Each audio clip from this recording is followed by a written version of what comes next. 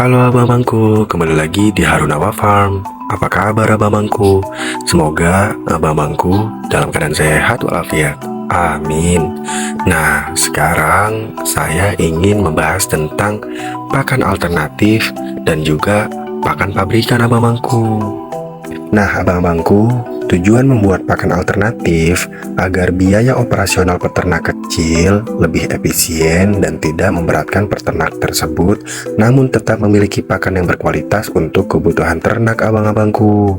Faktor ekonomi terkait biaya pakan ini menjadi sangat penting abang-abangku, mengingat semakin terpuruknya nilai tukar rupiah terhadap US dollar abang-abangku, yang mengakibatkan harga pakan konvensional atau konsentrat pabrikan semakin mahal abang-abangku. Dan pembelian pakan pabrikan dalam jumlah sedikit tentu menyebabkan harganya lebih tinggi abang-abangku dan menjadi tidak murah daripada pembelian pakan dalam jumlah besar seperti yang dilakukan peternak skala besar abang-abangku. Jadi untuk penggunaan pakan konsentrat atau pakan alternatif, semua itu kembali lagi pada abang-abangku. Keduanya punya plus minusnya masing-masing abang-abangku. Keunggulan konsentrat pabrikan lebih simpel, gak makan banyak waktu dalam pemberian pakan kepada ternak kita abang-abangku. Tapi konsentrat pabrikan memiliki harga yang cukup mahal abang-abangku, apalagi kalau tidak membelinya dengan skala besar seperti eceran per kilo misalnya abang-abangku. Iya ya.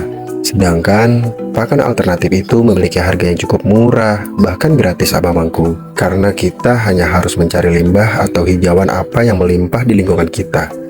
Dan memang sih, pakan alternatif akan membutuhkan sedikit waktu dalam pemberian pakannya ke hewan ternak kita.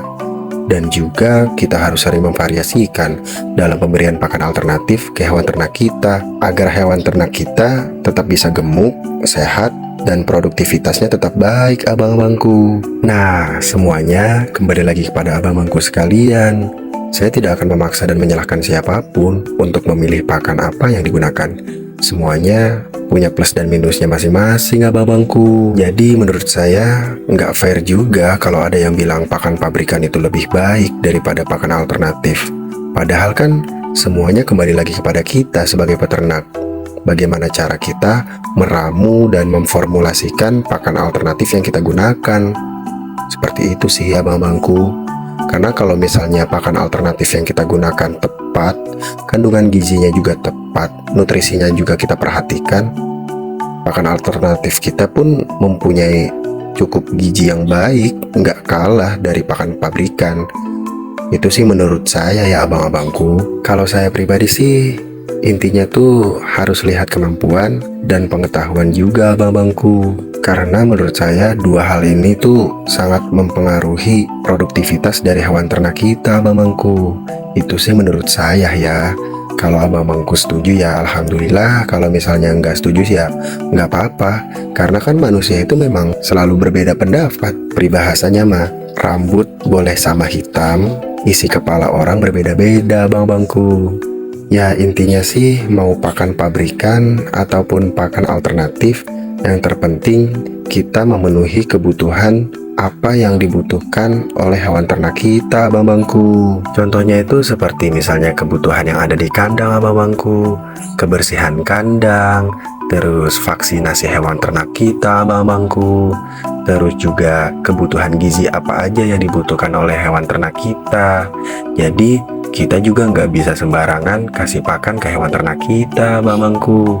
Karena sama halnya seperti kita, hewan ternak kita pun membutuhkan vitamin, terus mineral, protein. Nah itu juga harus kita perhatikan abang-abangku.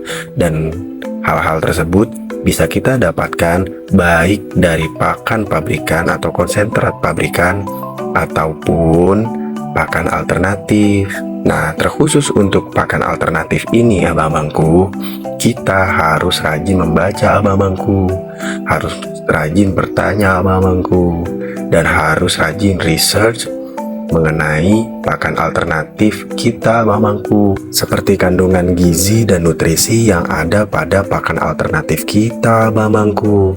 Jadi kita juga nggak bisa asal pilih abang-abangku. Jangan sampai karena kita pengen mengirit kos atau biaya, terus kita malah sembarangan memberikan pakan alternatif ke hewan ternak kita. Hewan ternak kita malah jadi kurus krempeng, abang-abangku. Kalau saya pribadi sih mengibaratkan bahwa hewan ternak saya itu seperti diri saya sendiri, abang-abangku. Jika saya bisa lapar, hewan ternak saya pun bisa lapar. Jika saya bisa stres, hewan ternak saya pun bisa stres, abang-abangku. Jadi, kita tetap harus memperhatikan apapun yang ternak kita butuhkan, abang-abangku.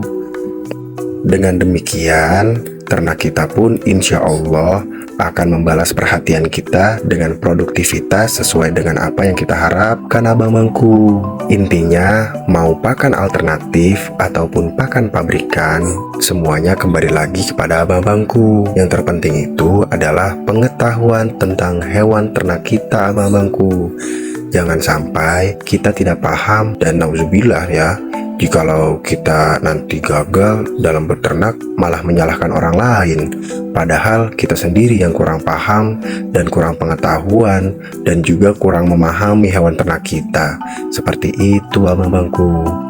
Nah, itu aja sih yang bisa saya sampaikan, abang-abangku. Kalau misalnya abang-abangku ada kritik dan saran, silahkan komen di kolom komentar, abang-abangku. Jangan lupa like, share, and subscribe ya, abang-abangku. Kalau abang-abangku mau dukung Harunawa Farm, abang-abangku bisa klik link di deskripsi, abang-abangku. Semoga abang-abangku selalu sehat walafiat dan selalu dalam keberkahan Tuhan Yang Maha Esa, abang-abangku. Amin. Terima kasih abang-abangku yang udah dukung Harunawa Farm.